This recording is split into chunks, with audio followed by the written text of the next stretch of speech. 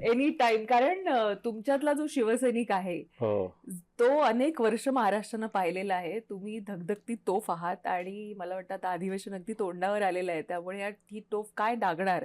असा काय दारूगोळा आहे तुमच्याकडे? याच्याकडे आमचं अधिक लक्ष आहे दानवे. नाही, नाही. मी एकतर हाडाचा शिवसैनिक. त्याच्यामुळे तोफ डागायची तर मला असं वाटतं समोरचा पाहून त्या पद्धतीनं तोफ डागावं लागते. कोणती तोफ कोणाला चालत नाही. आणि म्हणून अजून अधिवेशनाला महिन्याचा कालावधी आहे. परंतु विषय एवढे आहे की महिना पुरणार नाही एवढे विषय आहेत आत्ताच्या घडीला. कारण सरकार आहे की नाही अशा प्रकारची स्थिती असताना शेतकऱ्यांची परिस्थिती अतिशय दयनीय आहे. सरकार असंवेदनशील आहे. सरकार फक्त विधान परिषदेच्या जागा निवडून आणण्यात गुंग आहे.